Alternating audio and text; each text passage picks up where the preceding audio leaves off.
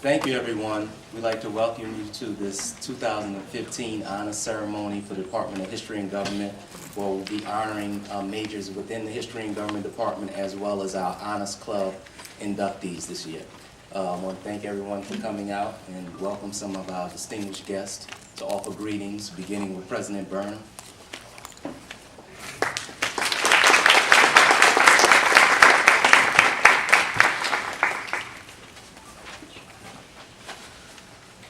Thank you very much. Good evening, good afternoon, I guess. It's not quite evening yet, as the Provost just reminded me.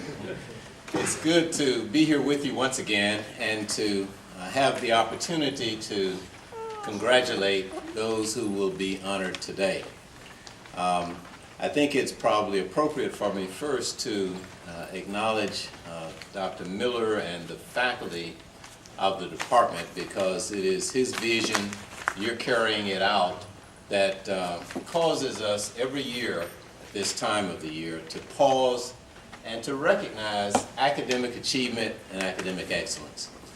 We are a university, we are a community of scholars, and so I think this is an altogether fitting endeavor for us to engage in annually. And so I want to commend you, Dr. Miller, and your colleagues for doing this and for recognizing our students, and I believe some faculty members as well. And then congratulations to those who are being recognized. I can recall many years ago when I was an undergraduate student, I had occasion to receive some recognition, and the comment that my department chairman made was that this is a signal honor. I didn't quite know what he meant by that at that time. But I'm saying it to you, and what I'm saying is that it is a signal of great things to come from you. This is recognition of not just your ability, but your dedication and how you apply yourself and your efforts to the skills and the talents that you've been given. And so we expect you to continue to excel, continue to work hard to represent your discipline and to serve mankind. And so when I say this is a signal moment, a signal recognition, that's what I have in mind. So congratulations to you. This recognition also, I think, should be viewed in concert with the fact that this is 2015, our sesquicentennial year. Bowie State University is celebrating 150 years of providing educational services to the people of the state of Maryland and of this region. And as we do so with a view towards the vision and the mission of the institution, which has changed over time. But that mission has always included service to people and endeavoring to make our communities and our state, our nation, and our world a better place. And so through your academic excellence, you are making Bowie State University a better place. And we appreciate your contribution that way, and we look forward to your contributions to our community and to society in the future. Congratulations to all of you. Thank you very much for being here. Let me apologize. I have another engagement, and so I probably will not be able to stay until the conclusion of the program. But I have welcomed our guest speaker and explained to him, and I really appreciate your presence today as well. Thank you very much. Provost Jackson.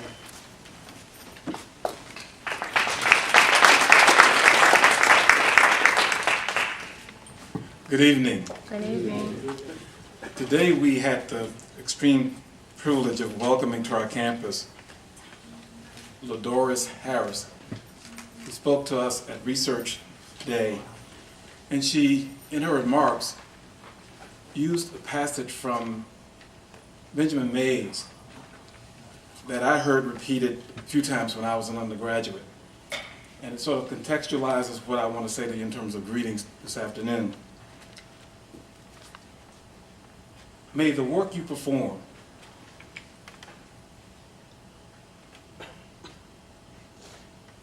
no, it doesn't say that.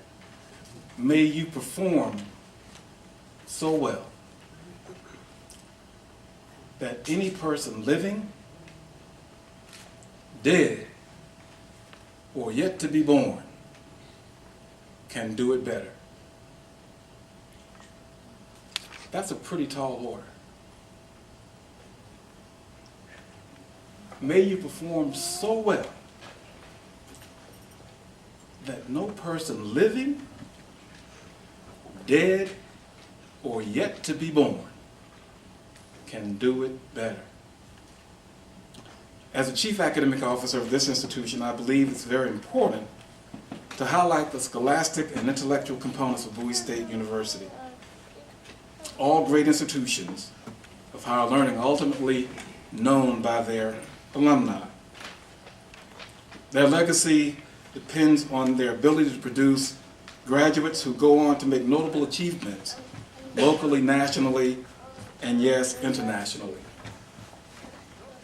While these young men and women in front of me have not reached that point yet, I think it's important to acknowledge the positive steps they're making by laying a foundation from which greater things will be achieved. I join the President in congratulating all of you for your marvelous achievements to date. We celebrate your achievements and we recognize your outstanding success. They forecast greater things to occur in the future. No, I'm not a meteorologist, so I don't predict the weather. But Ben, I am an academicologist. And I predict that based on what you've done so far, we will be here, or someone will be here 150 years later, Dr. Miller, extolling the success of this group of students that we celebrate tonight. Thank you all for coming. Welcome to Bowie State University, and happy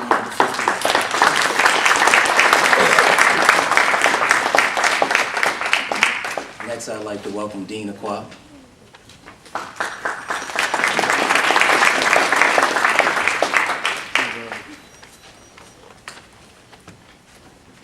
Good afternoon.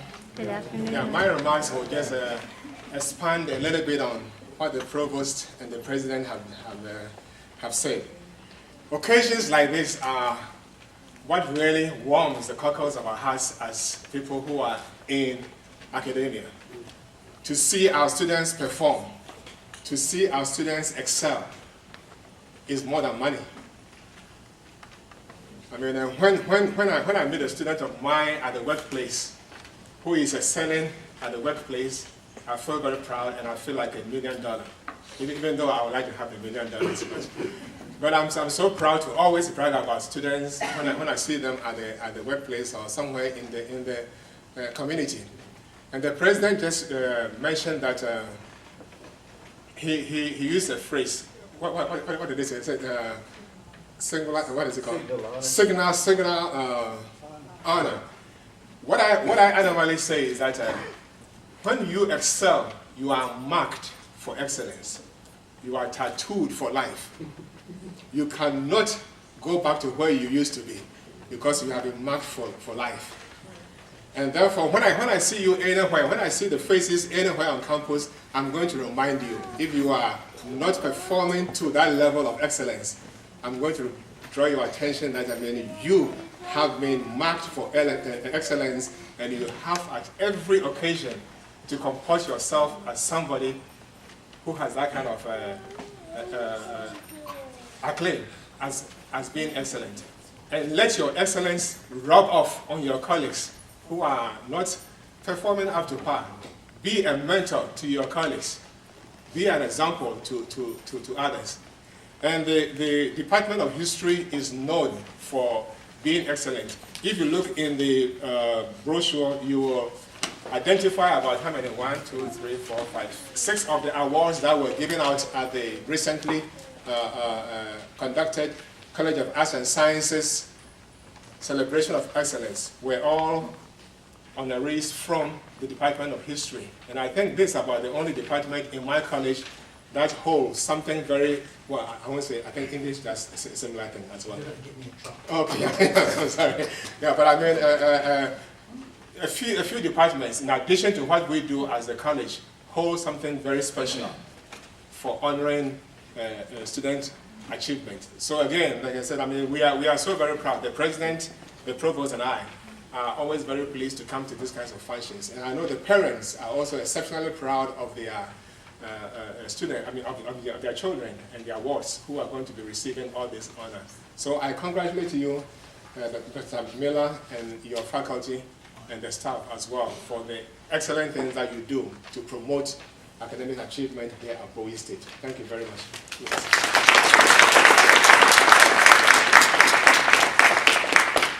Next, I want to welcome Ms. Tiana Edwards, a BSU alumna for 2007.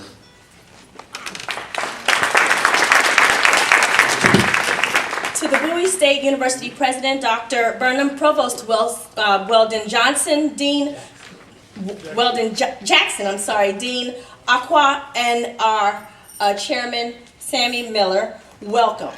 And our keynote speaker, welcome. I would like to take this opportunity to thank you for allowing me the opportunity to stand before you on today. Again, I am Tiana Edwards, and I am a proud alumni of the historic Bowie State University from the Department of Psychology. Since the day I walked out of these doors, my professional life has been exciting. I am currently a management specialist at the Department of State in the Bureau of the Diplomatic Security. But while I was a student here, I was just a makeup artist trying to put myself through college because I knew that as an accomplished graduate, it would begin the negotiation for my career in the years to come.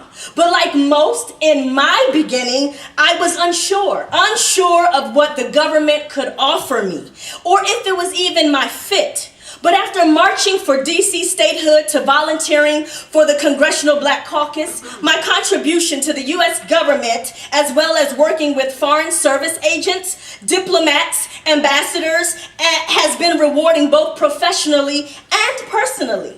But most of all, it continues to afford me countless opportunities for growth and exposure, even as I stand before you on today. And how appropriate it is that we gather here this afternoon in the Thurgood Marshall Library at my alma mater during this, our 150th anniversary year.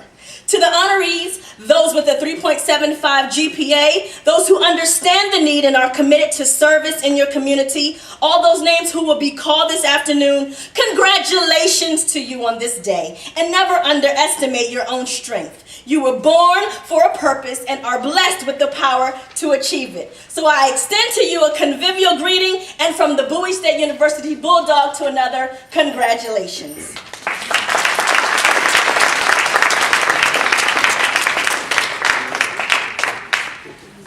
Thank you very much. Now, one of our best ambassadors at Bowie State is also our First Lady at Bowie State. She's Dr. Burnham's helpmate, but she's our best ambassador. As you notice, much of our concentration is on foreign service. And people forget the First Lady of the university is our #1 ambassador. She's the one that greets the public, greets the parents, greets our students, our faculty. First Lady, Madam Burnham, please come.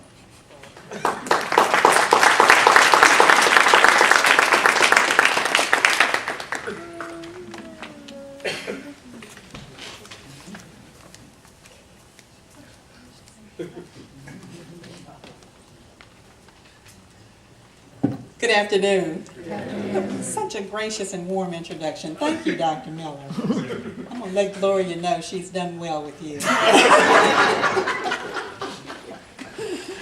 Let me, too, extend my congratulations to the honorees this afternoon and let you know how very proud we all are of you and of the work that you've done.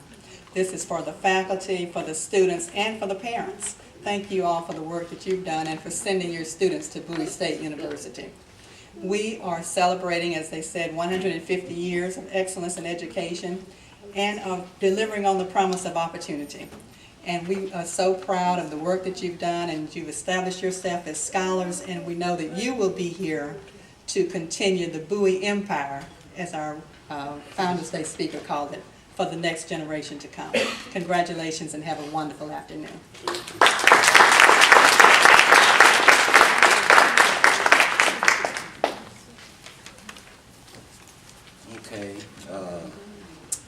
to introduce our keynote speaker. Excuse me one moment. Phone break. Mr. Gentry Smith, who has had a distinguished career at the Department of State as a security officer. He began at the Department of State in 1987, and he has been a senior member of the Department of State since 2006. He's had posts in Japan, also in Burma, and please join me in welcoming Mr. Smith to Bowie State today.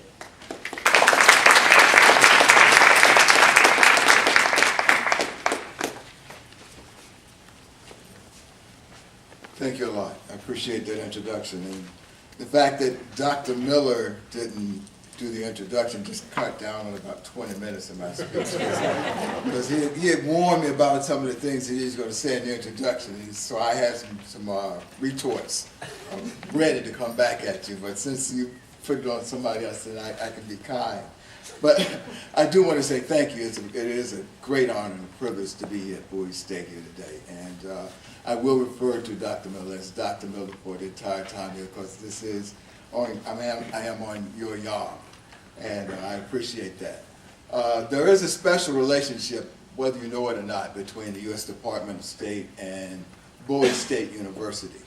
At the Department of State, when we do our promotions from one level to the other, we form panels of 5 to 6 individuals that will look at the performance and read the evaluations and prioritize those people most deserving and with the most potential to move to the next phase within the employment.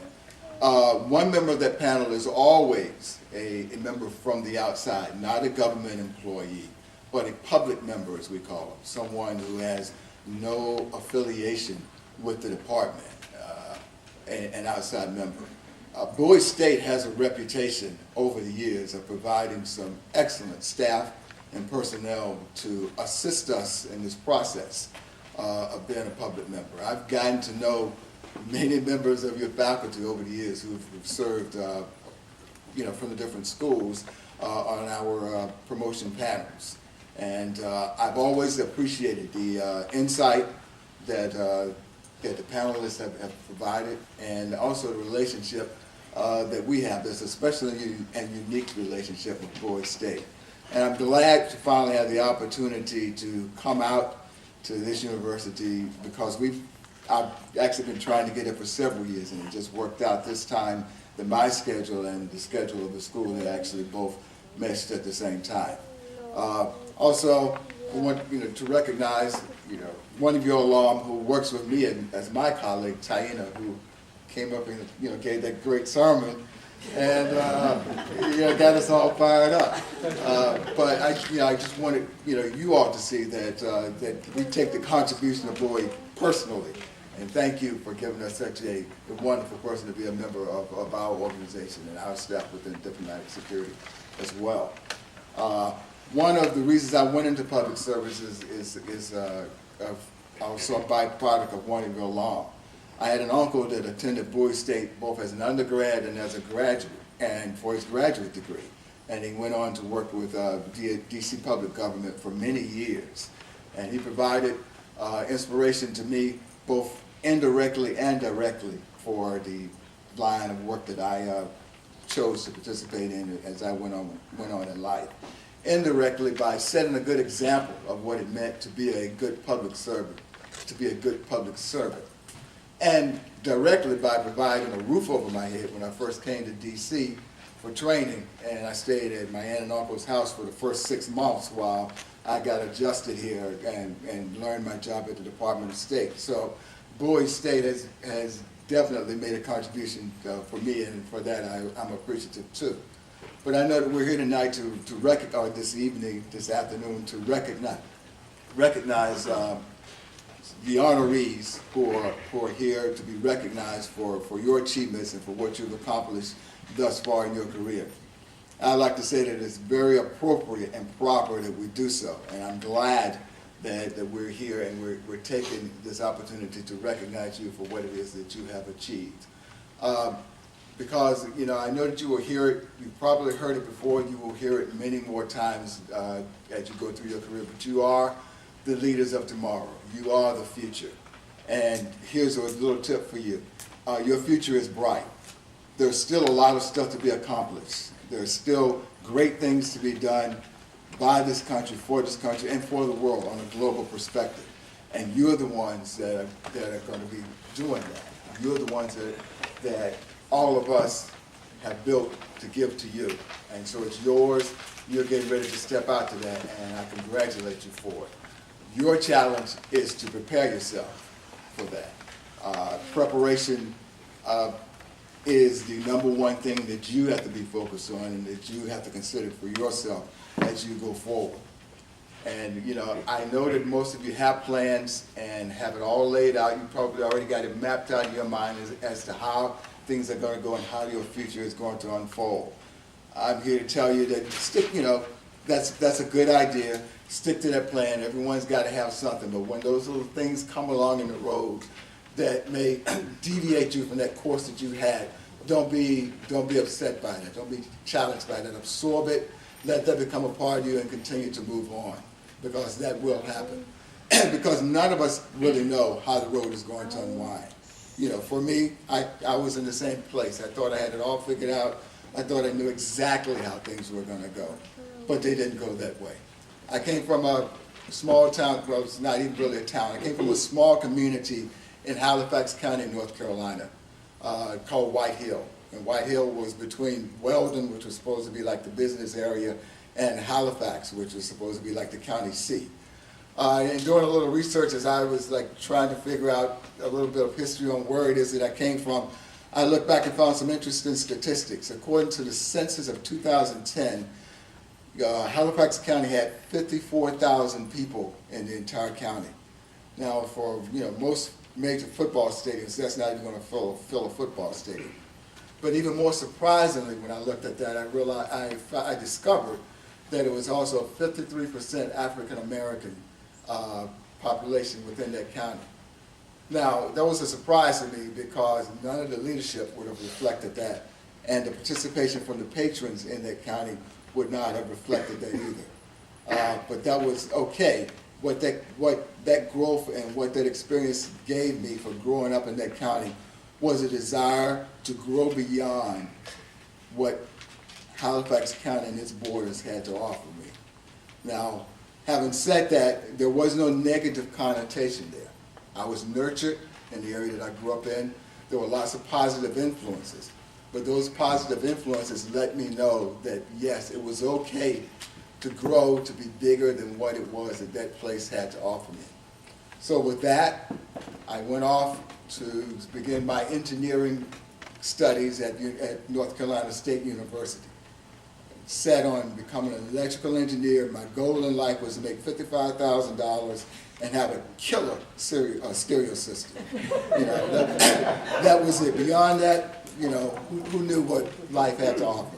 But I knew that that's what my goal was. 6 years later, when I graduated from NC State with a degree in political science, a wife and a dog and a degree in tow, I realized that that dream that I had had somehow changed along the way. And if you'll notice, I said two things: 6 years as opposed to 4 years, and a degree. Thank you. And a degree in something very different from what it was in my initial plan it started out to be. It's all about the preparation. I wasn't prepared for what it was that I planned to be there, but I had lots of insights during the time that I was there. And as those bumps came in the road, made those adjustments. So, 6 years, within that 6 year period of time, there were some positive things that came out of that. I became a member of the charter line of the Omega Psi Phi fraternity as it was being introduced to that campus there. And for any of you all who want an experience, if you can imagine being on the charter line of a predominantly black fraternity on a predominantly white campus with about 10 HBCUs in driving distance, full of brothers who want to make sure that the folks that's pledging there are made right. it's quite an experience. I became intimately familiar with several fraternity members from several other universities that had nothing at all to do with NC State University, but wanted to make sure that I knew what it was that I was walking into. So having survived that and lived through it, I know that the Lord was with me, because a lot of those guys are still my friends today, but they weren't looking to be friends at that time. But we made it through that. It came out in 1983, which is also the year that NC State happened to win the NCAA basketball championship, and that was really good during the Valvano years. And so having that experience was a good thing, because I came to NC State and I was a bit of an athlete, and so there was that dream of participating in athletics, on the collegiate level. When I was there, I'd run track and play football during the time that I was in high school. Folks look at me now and they say, well, yeah, we can see that. You probably would have made a really good defensive back, during the time you were there. And I had to tell them, well, I was about 60 pounds lighter during the time that I was there, and I came out and I was a wide receiver. We called them split ends back then. And I remember the day that I went out to be a walk-on at the NC State football team. And State had a really good team, and several players that went on to play pro ball. And you may have heard of this one guy, Bill Cowher, who coached the Pittsburgh Steelers to their Super Bowl championship. Well, Bill Cowher, Billy Cowher, as he was known back then, was a linebacker at State, and he was the nice linebacker. There was another guy there who wasn't nice at all. So I remember walking down, to tryouts, and another guy was there, and he was on scholarship as a wide receiver. He comes across the middle, and Johnny Evans led him, and the pass was like, what the guy was going to catch the pass, but he stretched out forward anyway because he wanted to show he was making the effort. And Cowher and this D-back, they just laid him out, man. He was like flat out, and I said, yeah, band is for me. And so that was the beginning of my, sports career. I did go on. Turned out that the band wasn't such a bad thing, because you still got to go to the games, you got per diem, and since I was with the drum line anyway, you got that extra notoriety. So, that sort of worked its way out. But, as I said, that 6 years went actually pretty quick. And as you noticed, I said the degree, the dog, which I'm not going to talk about, and a wife. Because, I did. I found I married my college sweetheart, and we went off to start our life. Now, so all the statistics tell you that, those young kids that get married during that time, there's not much of a chance of that working out. Well, 35 years later, she is still, or I'm still the apple of her eye, or she's still the apple of my eye. We're still together. And I still joke with her from time to time that when we hit our 50th anniversary, that we're going to divorce then, so that everybody who said we told you they weren't going to make it can finally feel like that they've been vindicated. Things are still going well. Went from college and it was like, okay, what are we going to do now? What does life have to hold for us? And I joined the Raleigh Police Department. I'd love to stand here and tell you that I joined because I had an overwhelming feeling that I wanted to serve and protect and serve the public.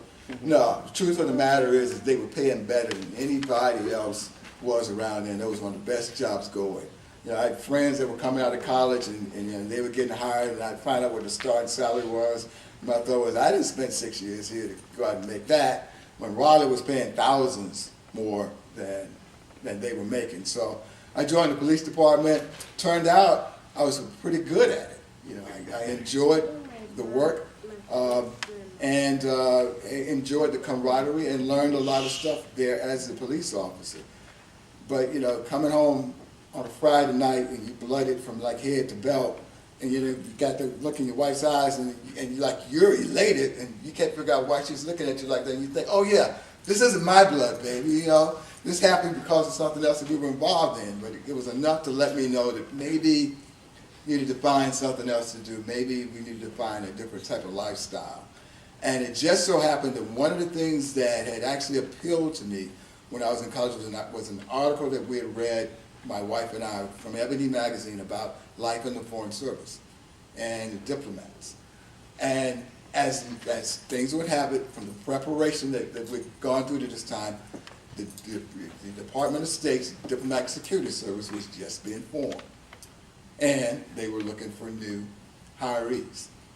It also turned out that several members of the police department that I worked with had already gone to become members of that, hadn't mentioned it at all to me. I was very surprised when I showed up at the State Department, and the guys there that I know that I've been working with for 2 or 3 years, but none of them had happened to mention to me that, hey, we're leaving the department to go and join diplomatic security. But I had one friend who I'd gone to school with, who wasn't a police officer, working somewhere else in Raleigh, who contacted me and said, hey, you might want to take a look at this.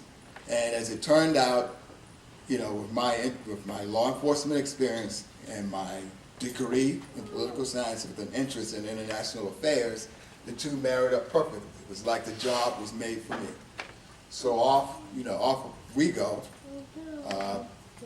Traded in the dog, picked up some kids, and began the career with diplomatic security. Now, I just want to tell you a little bit because not everybody has heard of us, and so I do take the time to explain what it is, who we are, and what it is that we do. Diplomatic Security Service is the law enforcement arm or wing for the U.S. Department of State. We have special agents, we have security engineering officers, we have diplomatic couriers, we have security technicians, and then we have a host of contract personnel and civil service subject matter experts. Our major goal is to protect our diplomatic personnel around the world and domestically. That's our sole focus. Domestically, of those groups that I named, I'm going to speak mostly about the special agents because that's the avenue that I came from. So domestically, special agents, we have field offices in every major city around the U.S. We do criminal investigations mainly focused on passport fraud, visa fraud. We also are members of joint terrorism task forces, and we have the responsibility for protecting the Secretary of State, who at this time is John Kerry, and along with him, other visiting foreign diplomats to the U.S. and other foreign guests. Overseas, we have the responsibility of being the manager for the security programs at our embassies and consulates around the world, of which there are 285 different locations around the world that we have U.S. embassies and U.S. consulates. And within that level of responsibility, there are at least 68 different things in our portfolio that we would do when we're in an overseas capacity. We work very closely with Marine security guards that are there. We work very closely with a lot of the intel agencies, various intel agencies that we have within the country, but mostly we work very closely with the host country security personnel in the country that we're assigned to. During the time that I've been involved, that I've been employed with the Department of State, I've had, as was stated, the honor of serving in several locations. And so people will ask me, what is 28 years with diplomatic security? What does 28 years in the State Department look like? Well, coming out of training, I went into the Washington field office. As one guy likes to put it, get out of there as soon as they can. He walked in the front door and walked out the back door. I was in there for less than a year before I was gone off to Cairo, Egypt. From Cairo, Egypt, I came back. So I did 2 years in Cairo, Egypt, came back from Cairo to Washington, D.C., onto the Secretary of State's protective detail. I was on protective detail with 3 Secretaries of State, with James Baker, Larry Eagleburger, and finishing up with Warren Christopher. From there, went over to working our Criminal Investigative Liaison Unit. Did that for a couple years before going back out to Rangoon, Burma. And, to me, it was like, where is Rangoon, Burma? And it was sort of like you just fly the plane to the end of the earth, stop it there, put the person off, turn the plane around and come back, into time, and you're in Burma. It was a strange but wonderful experience. I mean, Burmese people during the time that I was there, which is like the 96 to 99 time frame, were not used to foreign people. My wife and kids and I, we would walk out the door, walk out of our gate and out onto the streets of Burma, and it was like we were movie stars. I mean, it was like people pointing at you, and just like wondering what were you? They knew that you weren't them, but you know, and they would be like, no, that's a foreigner. That's what a foreigner looks like. Turned out to be a fantastic assignment, and with many great experiences and lots of preparation for things that were coming ahead for me and for us in life during the time that we were there. Went from Rangoon, short stop back in the U.S. to get some Arabic training, and then back to Cairo for a 4-year period of time of being in Cairo, Egypt at a phenomenal time. And the beauty, and the first time that I was in Cairo and the second time that I came back to Cairo were the friends that I made the first time over a 10-year time span were now the bosses, and they were running things back in the country when we came back in. So all of the security contacts that I needed, they were the folks that people were working for. So walk them with immediate credibility, walk them with friends that have been friends for life, and who were glad to welcome me back. I got a phone call on day one that we put our suitcases down saying, Gentry, we're coming to pick you up. And 4 years later, you know, when it was time to go, they were still holding on. It had been that great of an experience.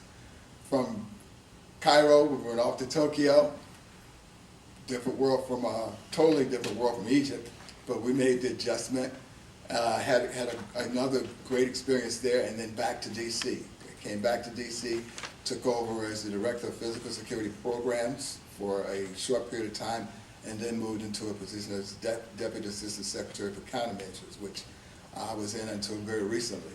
And within that time, you know, that was 28 years of service that still goes, you know, like a flash when you actually think about it. And I think about all the experiences that we gathered during that time, and how with each one of the new jobs that I assumed, it was always a question of, am I ready? Do I have enough? Do I know enough? You know, are we going to be okay? And with each one of the experiences, you could just feel that the experiences before had prepared you for what it was that you were now getting ready to assume. You know, so from that, you know, it has been a great experience. I still say, because I recruit and we're always looking for good people, that this is one of the best jobs in government. I've loved every minute of it, and to this day still enjoy it. But there are a few things that I've learned along the way, and I just want to take a few minutes before, you know, as I wrap things up, and share those with you, because you will get lots of advice over the next few years. And so, since I had a podium, I figured I'll go ahead and contribute a little bit to that to you as well. Some of the things I picked up along the way, one of the first things that resonated with me was learn all you can. And that is a lifelong process. You never stop learning. I'm up here, I'm you know, by no means the oldest person in the room. But 55 years, and every day that I get up, I'm still looking for something new. You know, I ask my kids, who are all grown now, I tell them my baby is 25.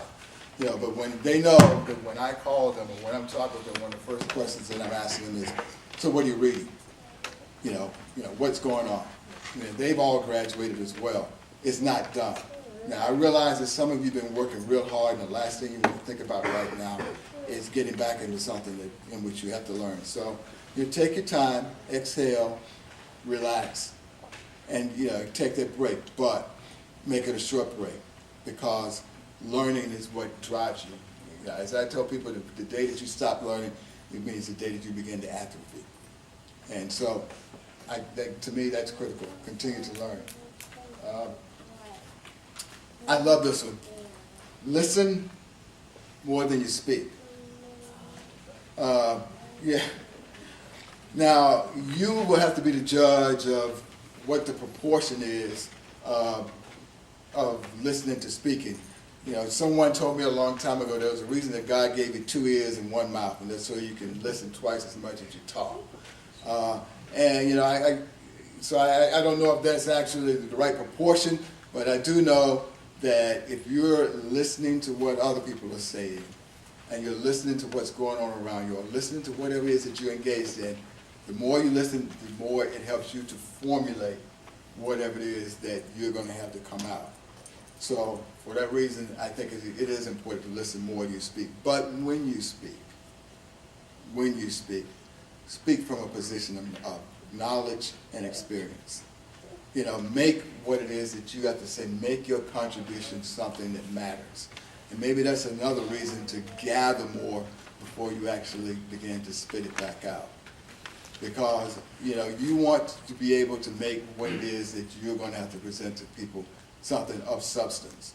Now, I work with a lot of people every day that are considered seniors, the leadership that's within the department that I work. And I'll be very honest with you right up front. Some of them, when they open their mouth, they give me the opportunity to exercise my best diplomatic talent, which is to sit there and keep my mouth shut and keep a straight face. Because what they're saying, I got a 3-year-old grandson, and actually what he says is a much more substance than what it is that some of those people espousing in the room. But you have to give them, you have to give them that chance. You have, if you have something that's substantive to say and succinct, and it shows that you actually have a command for the subject matter that it is that you're talking about, it goes much farther than if you're just spewing out something that has no significance at all. So that's one of my recommendations. And you may feel when you're first getting started that that you really don't have much to say. That may be the case. But it also may be the case that the experiences that you have had, the things that you have been exposed to that point that you are at that point in your life, may be exactly what it is that needs to be shared with the people that you're interfacing with. So whatever that is, contribute it and then shut up. Experience. Experience gives you credibility. And I think that this is an important point that I always end up stressing because, again, the position that I'm in right now, I do a lot of mentoring. And most of the people that I'm mentoring are people who are either mid-career or in the early part of their career.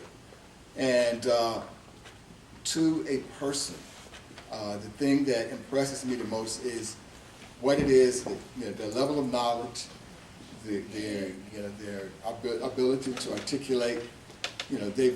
And some of them actually have additional tools. But the one thing that they're lacking is experience. And a lot of times that may be the only thing that separates the people who are involved in a particular activity. I would tell a lot of the classes when I'm first starting to mentor them that I know that everyone in here feels that you can step up, you can take my job, or you can run this organization better than I can.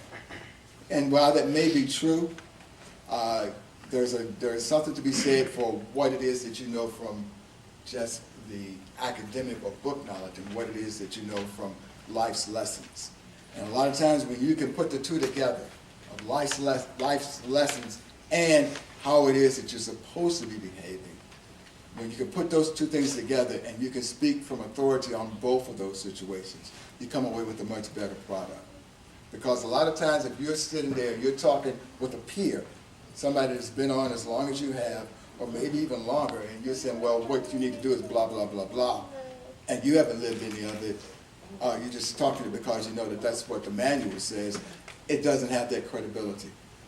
But when I have someone to come in and sit on my couch and they're telling me about something that it is that they've experienced, and at some point during that discussion, a smile will begin to form in the corners of my mouth. Because whatever it is that they're talking about, I've either experienced it myself, or I've had 2 or 3 others who've sat there on my couch and have had a similar thing to happen to them. And because of that experience, then when we begin to discuss what's the way forward for them, how are they going to address that, then what they're going to get is something that's going to be a lot more substantive. And I'll leave you with this one. Dream big and expect it when it happens to you. Because as I said in the very early stages, you're getting the preparation now. You've already taken the first step for ensuring that you're going to be the ones who are out front and the ones who are most prepared for those big things that are going to come your way. The future is bright. And as those situations come your way, just know that saying that everything that you've experienced to this point in your life has brought you to the point that you are today. And you will be ready for those situations when they come your way. Congratulations to you for where you are today. Congratulations to Bowie State for its 150th anniversary. I wish you much success. In your endeavors, I feel very confident and encouraged with the people that I've come to meet and with situations just like this, programs just like this, when we do honor those who've taken that step to take on and address and to welcome the future. So congratulations to you and thank you for your time.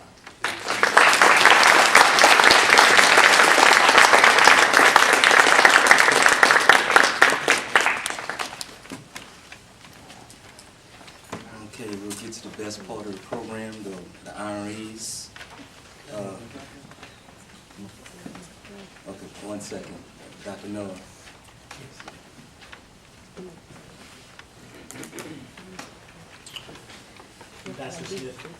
Ambassador Smith, Gentry didn't tell you, he serves on my board now. And we have the distinct honor, what we're doing now is we're evaluating the most senior members of the Foreign Service, that is the ambassadors, the assistant secretaries of state, and this time we have an undersecretary, I believe. We're evaluating them for a meritorious award from the White House, and so that's where we've been spending our time. It's very rare to have a minority person at his level in diplomatic security. I first met him several years ago. He came and gave us the whole spiel, just like he gave you, training me in diplomatic service. And so we're so very impressed with what Gentry did, and he's doing an outstanding job at the State Department. He's under confirmation right now, and as you know, all the Obama nominees are going through, I can't use the word, he's in that process now. We hope to Pray for me. We hope in a couple of days he will be Ambassador Smith, so we want to congratulate him. Where the members of Omega Psi Phi please stand? Because you know that was not on the resume. And the brothers here at Epsilon Sigma will make a presentation to you.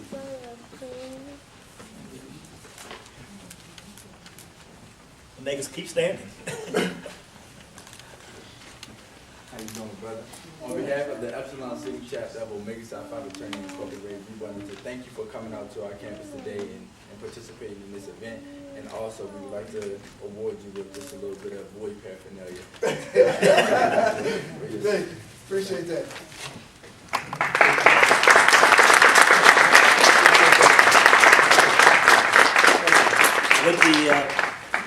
With the visiting members from Omega Psi Phi identify themselves. I see Professor Mays from the College of Business. Charles Mays, currently Gamma Phi, but I'm an adjunct faculty in economic finance. And there's another Omega man here. Yeah, Al Abramson of Virginia State University, 1987. I'm up in Harford County, Aberdeen, Idaho, in the military firm. And as you know, President Burnham, our president, is an Omega man. I'm not. I didn't know that. I wouldn't have let him leave. We got one more award for you.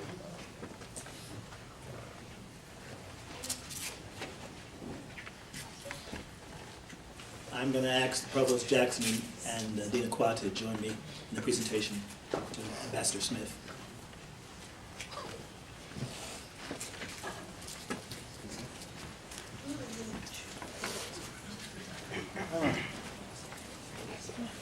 That you presented, that the Dean presented.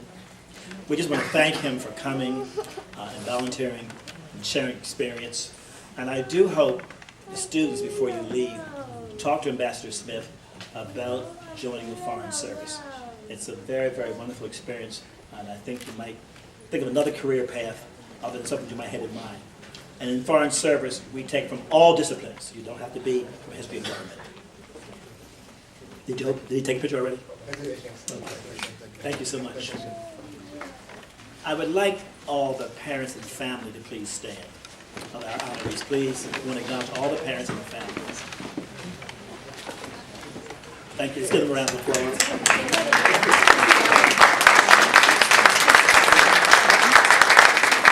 Thank you so very much. And thank you so much. And would all the faculty from all the departments please stand as well, all the faculty. Thank you, sir.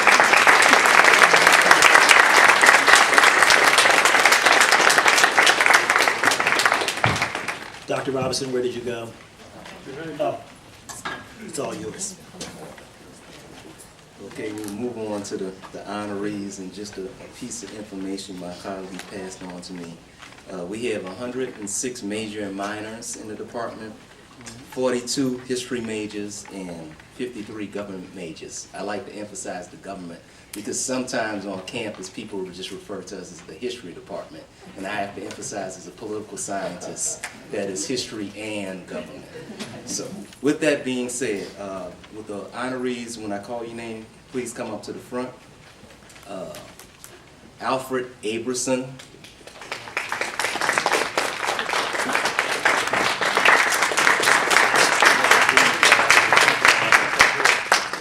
So Dr. Jackson, Dr. Aqua, please.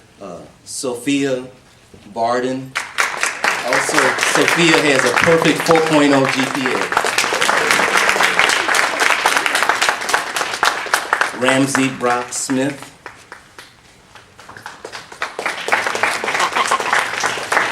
Brittany Cheney.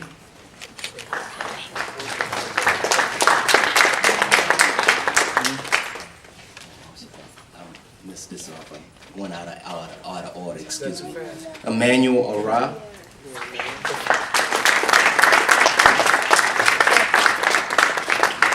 Jalil Bennett.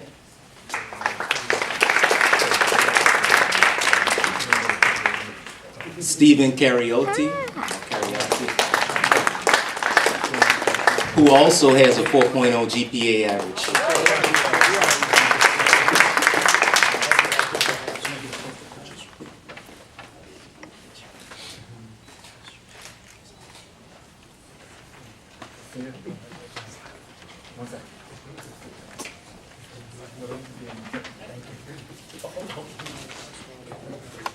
Yes, there we go.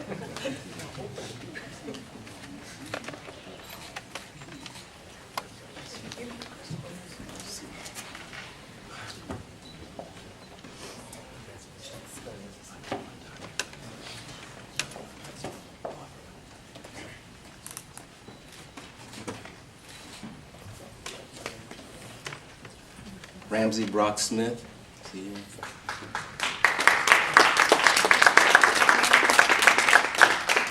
Brittany Cheney.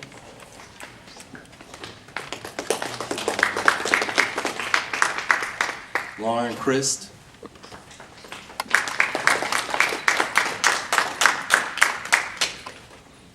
Michael Kroon.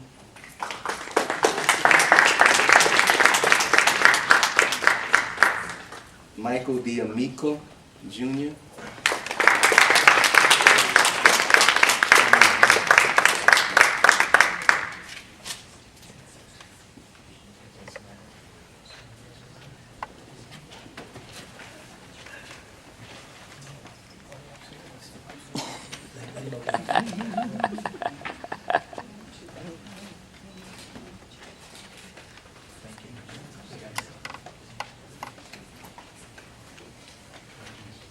Saibo Denka.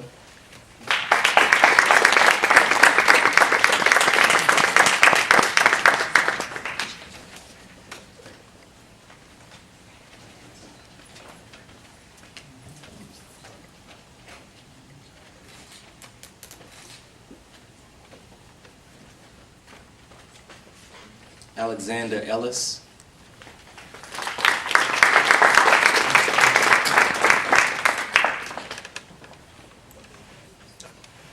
Kyle Fletcher. Kyle.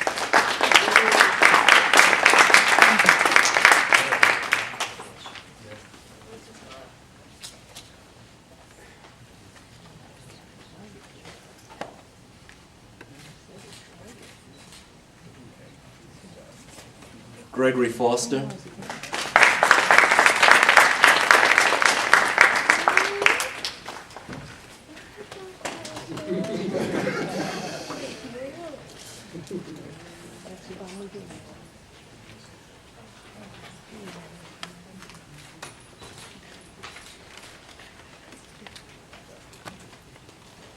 Tatiana Garrison.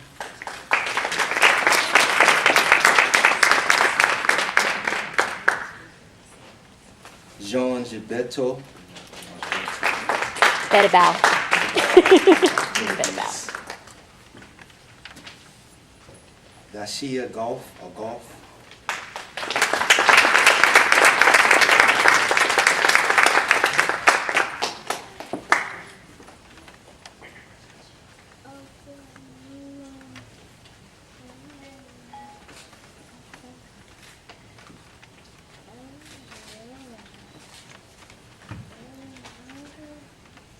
Rave Grant.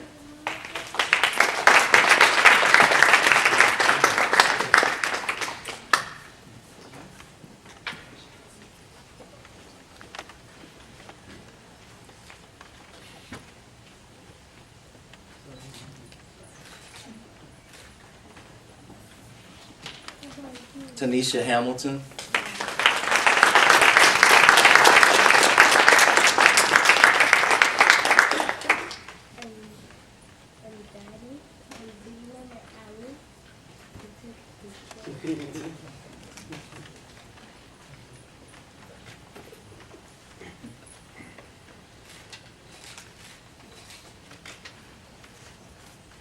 Antoine Giles.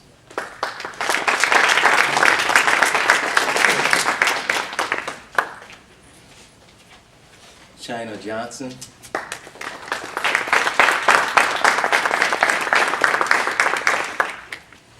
Keisha LaRue.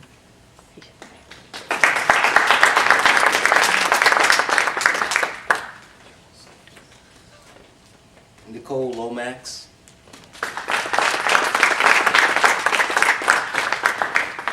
Richard Lucas III.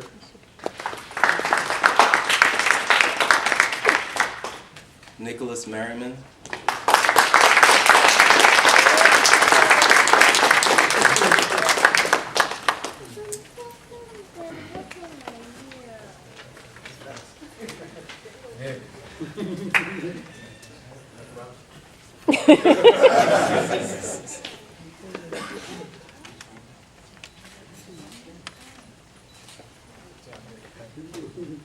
Jamil Muhammad.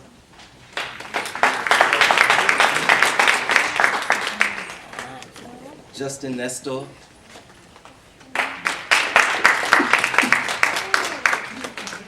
Robert Norris.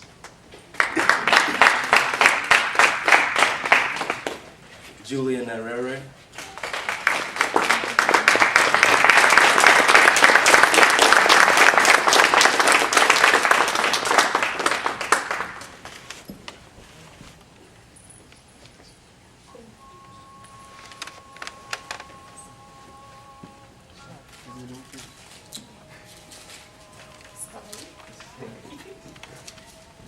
Linda Pina Resto.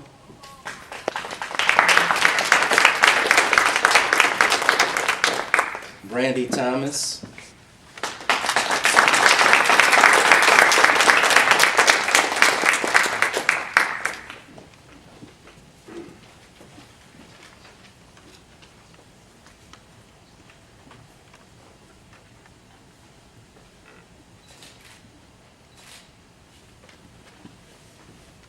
Diaja Thomas.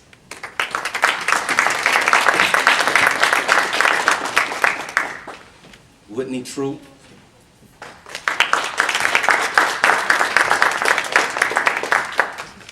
Ryan Washington, who also has a 4.0 GPA.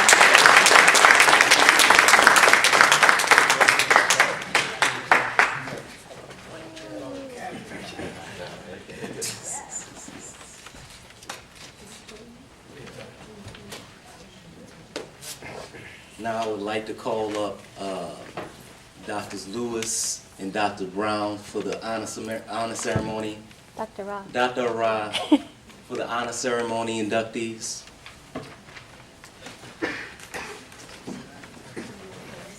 For the time.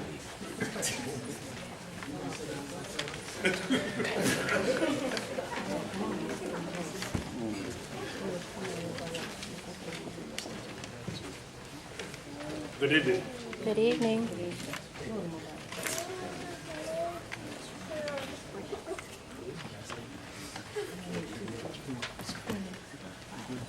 We are here today for the purpose of initiating new members into the Pi Sigma Alpha, the National Political Science Honor Society. Pi Sigma Alpha was founded in 1920 at the University of Texas in Austin to encourage and recognize superior achievement in the study of government and politics at the undergraduate and graduate level, with chapters numbering well over 600 and with over 7,000 students joining its ranks each year. It is still the only recognized college honor society in the discipline of political science, and is now one of the largest constituent members of the Association of College Honor Societies. The study of politics and government is one of the noblest of academic pursuits, because a deep and true understanding of the principles by which we govern ourselves contributes directly to the quality of our lives and the well-being of future generations. You have demonstrated, both by your interest in and commitment to this discipline, and by your high scholastic achievement, that you have the potential to excel as citizens and scholars, and so deserve the honor of membership in Pi Sigma Alpha. With this special honor come the special obligations of leaders to exemplify and safeguard the academic aims of this university, the honesty and integrity of its scholars, and the ideals of your alma mater. You have earned membership in this illustrious society by attaining the highest standards of scholarship, not only in the discipline of political science, but in your overall academic work as well, in accordance with the rigorous criteria set forth in the National Constitution of Pi Sigma Alpha, the bylaws of Phi Upsilon chapter of Bowie State University, and the requirements of the Association of College Honor Societies. Will the following two candidates for initiation into Pi Sigma Alpha, the National Political Science Honor Society, please come forward? Mr. Emmanuel Ara.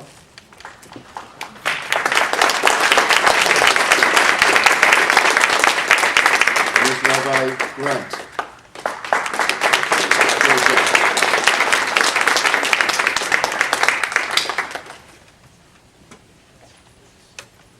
Your eligibility for membership in Pi Sigma Alpha has been vowed by Dr. Benjamin Ara, the Phi Upsilon BSU chapter advisor.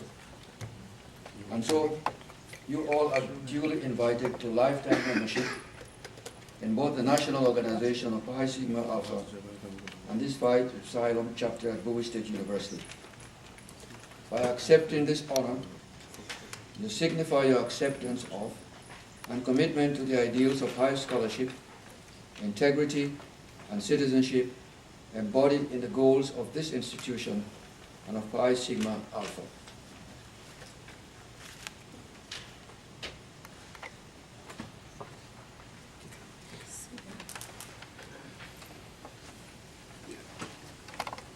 Now, please repeat after me. I, and state your names,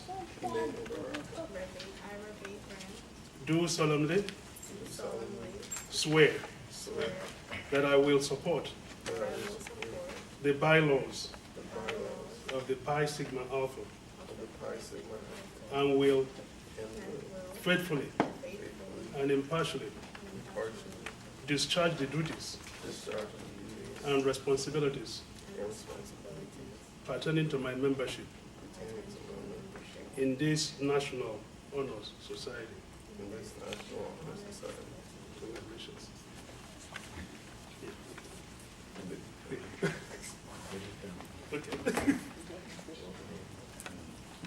has to take a picture. That is his son.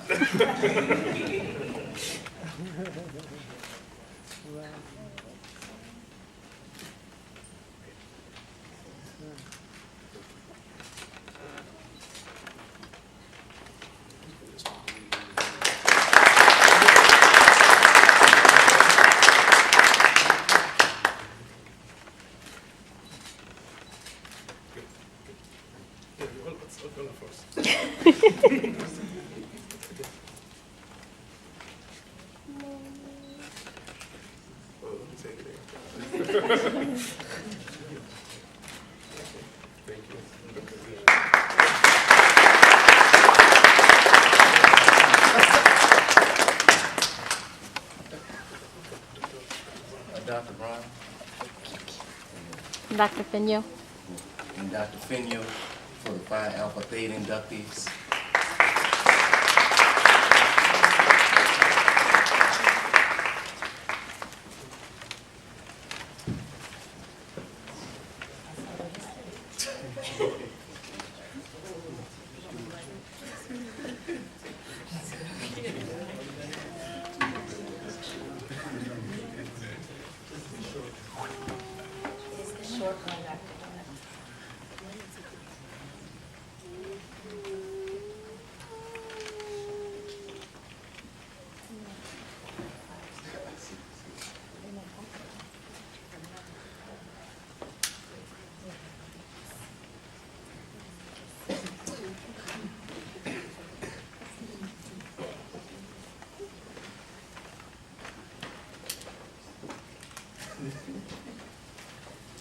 Could I have my Phi Alpha Theta inductees come to the front, please?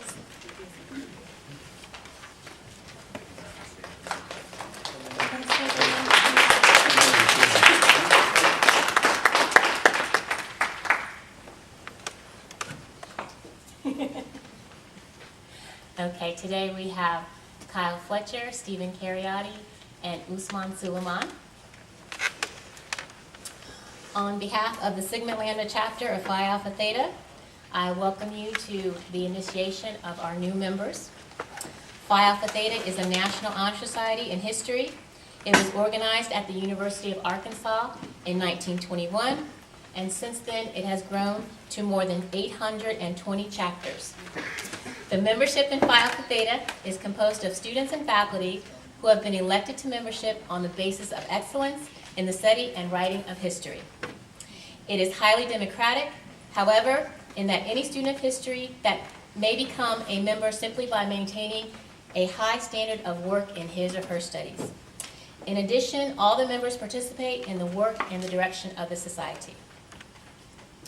Phi Alpha Theta is a professional society which promotes the study of history through the encouragement of research, good teaching, publication, and the exchange of learning among historians in a variety of ways. It seeks to bring students and faculty together, both intellectually and socially, for mutual understanding and encouragement in their common interest in the study of history. As new members, you will be expected to live up to the ideals of Phi Alpha Theta, keeping in mind the three important forces contained in the words love, humanity, and God. Among the invaluable lessons that may be learned from the study of history and the ideals of the society are the spirit and respect which fosters a sincere regard for the rights of each individual, the belief in the community of all persons which renders abhorrent all ideas that tend to foment national hatreds, racial and sexual discrimination, or any form of injustice.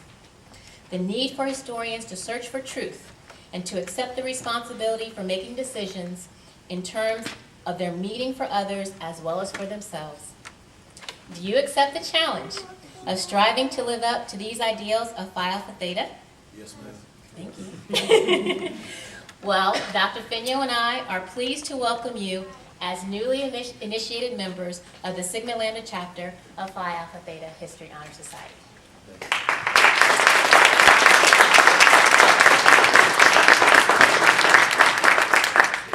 Dr. Miller, we now have your chapter certificates as well as your national certificates. That's why I was pushing for you all to get me the information so that I would have them today.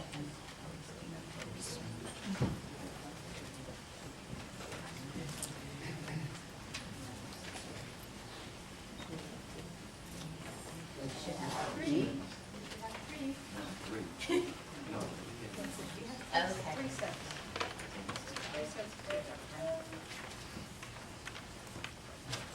Two each. That's the Those two. chapters, Those two that's each. the national.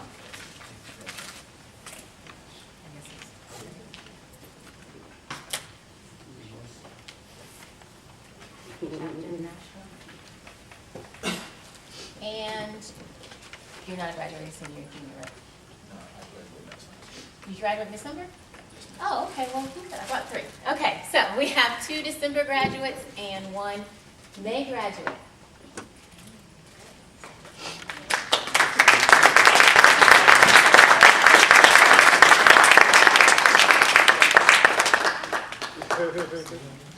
Not quite.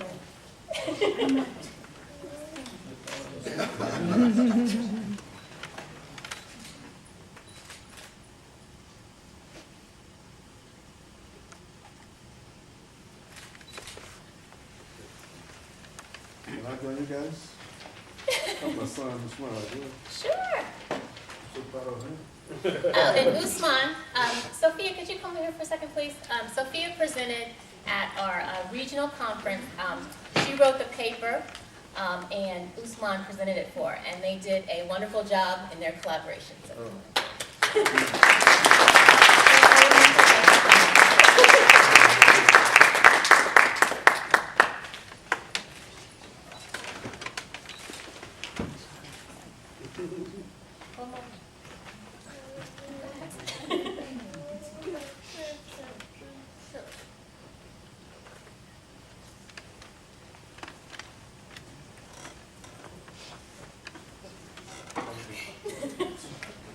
Thank you so much.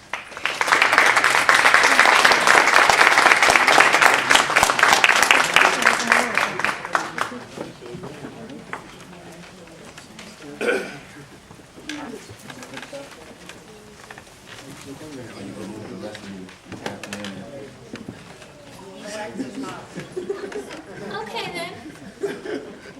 I didn't want to touch it, that would be a violation. Okay, one of the final parts of our program are honoring, we have some special honors to go to students that have distinguished themselves academically and also in terms of service with the department. In terms of our top honor for our history major, this is the Von Ranke Carter G. Woodson Award for a student with a GPA of 3.75 or higher.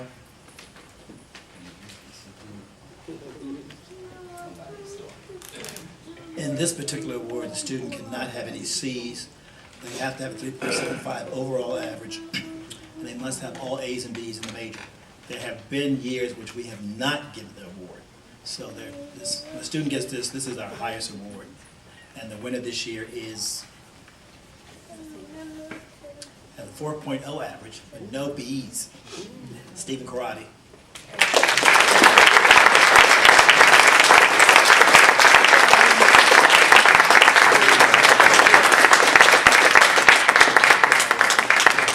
That's why we had to make sure you were here.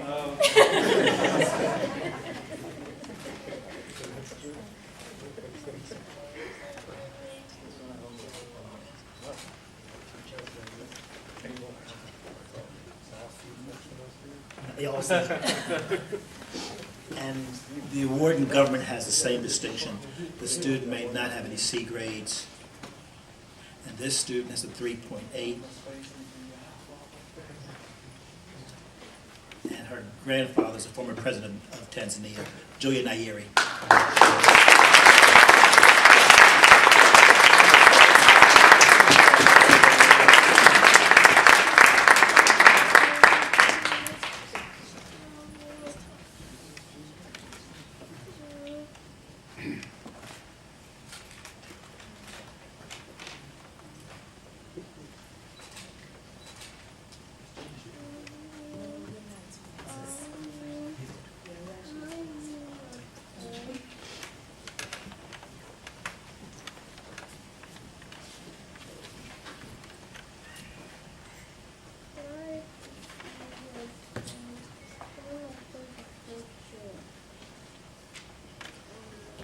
The Martha Putney Award is given to a student not just because of academic achievement, but service to the department of the university. It's named after our founding chair, Dr. Martha Putney, who recently deceased, who appeared in Tom Brokaw's The Greatest Generation, who hired me, believe it or not. And that goes to Jamelia Muhammad. She's not here, but I will accept it in her place. Thank you so much.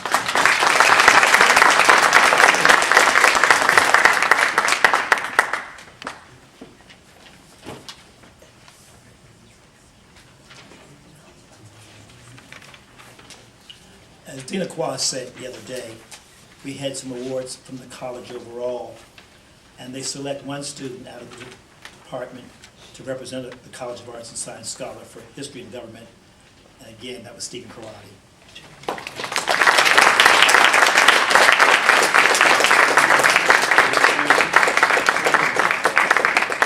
Dina Kwa, would you come, please, since this comes from your college.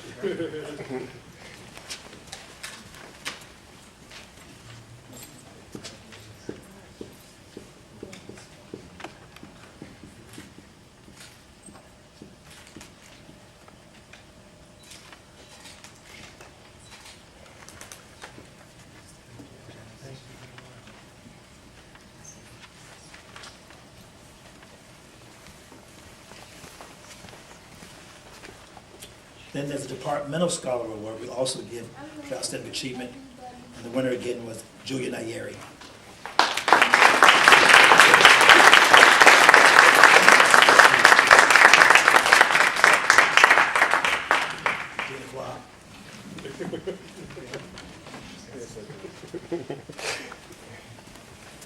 I'm sorry.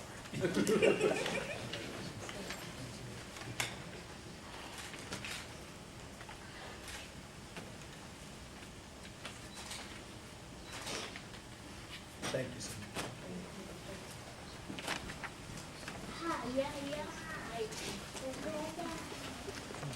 This next person is going to actually get 2 awards. He's been teaching at Bowie State for over 54 years. I consider him my older brother, my mentor, true Renaissance man, wears fabulous clothes, a true West Indian who knows how to live and has lived a fabulous life. His gorgeous wife is here. Joyce, please stand. Mrs. Paris, please.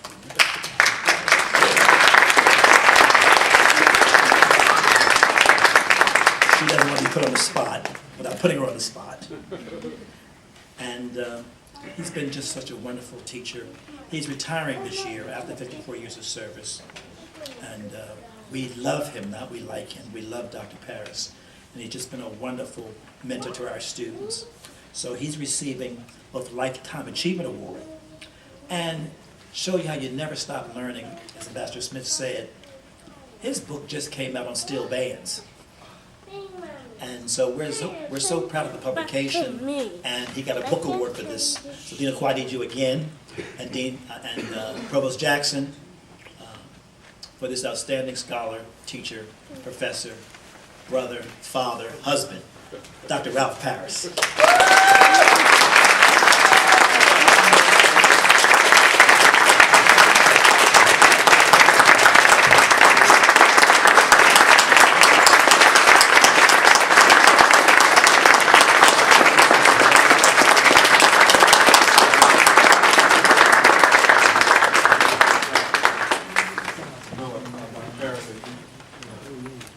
He's your younger brother.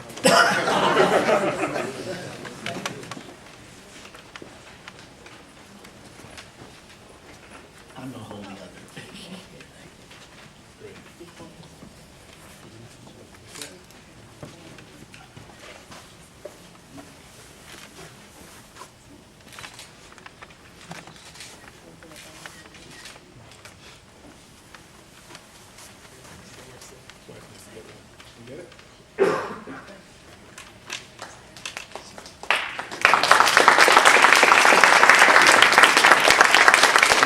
Please excuse me as I interrupt the chair and ask all members of the History and Government Department to come up here so we can take a picture with our distinguished colleague.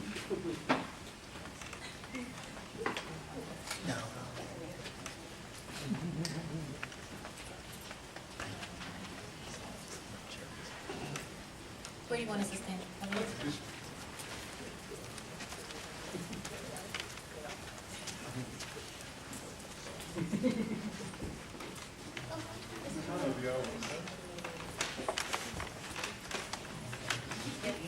He should be in the middle.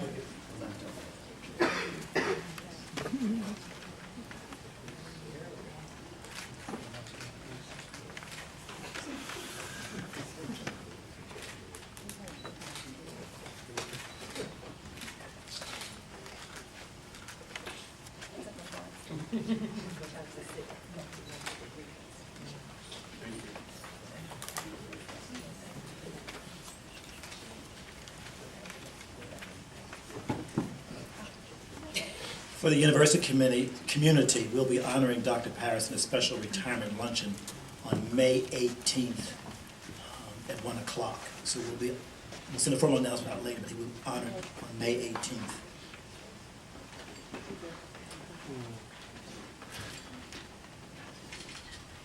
Some of our faculty also have done outstanding publications, and one of my newest members I just hired last year is Dr. John Shook. I don't see him here, but I'm going to ask Dr. Arata in the philosophy department, please accept on his behalf.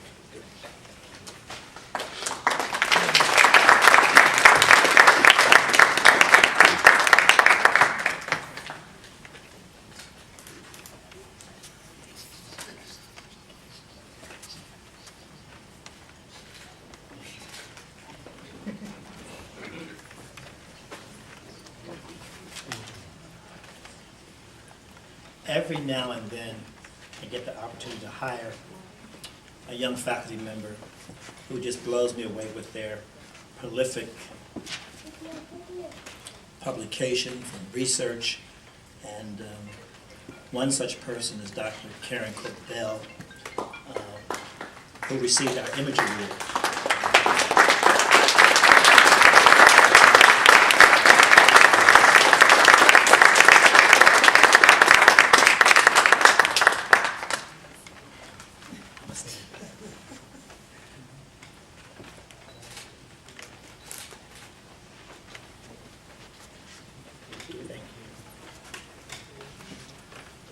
Before we close and have our repast, we have some faculty here who've done all kinds of things, and though this person's not a member of our faculty, we have so much respect for her. She's currently serving as chair of natural science, but she's been our acting president, she's been our provost, so Dr. Ramsey, please stand and be acknowledged.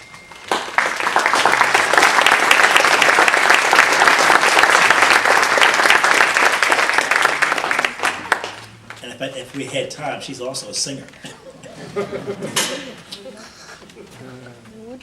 Dr. Lewis, would you come and bless the food in your usual role? That's the problem of being a professor and a pastor at the same time. No plates are being passed. Let us pray. Eternal God, we thank you for this wonderful and beautiful day that you've given to us. We'll rejoice and be glad in it. And we just thank you for your heavenly presence to our this deliberation. And now that we're about to eat, we thank you for the foods that you've given to us and the hands that prepare them. And we'll always be mindful of those who have no food to eat. And so we pray that as we eat and enjoy ourselves, we'll continue to do your work on this earth. These are other mercies we ask. In your name, Jesus, we pray. Amen. I'm requesting that you let Ambassador Smith go first, and then the rest of everyone else can come.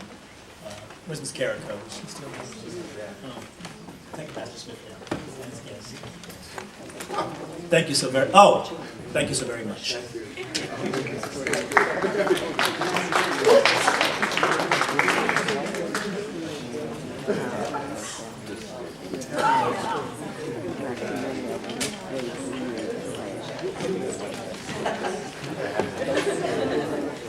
Dr. Paris go back also.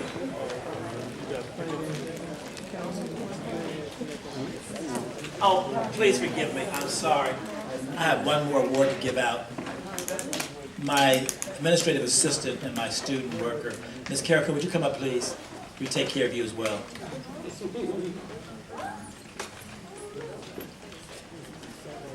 These are Macy's certificates.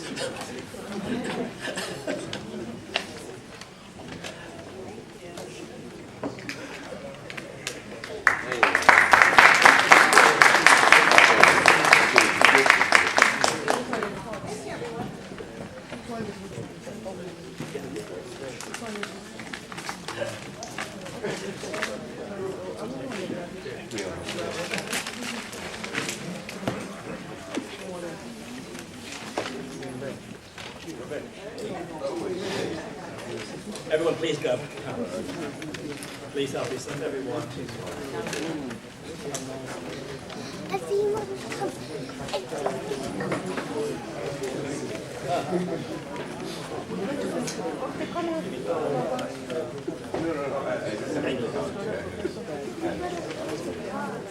Amen.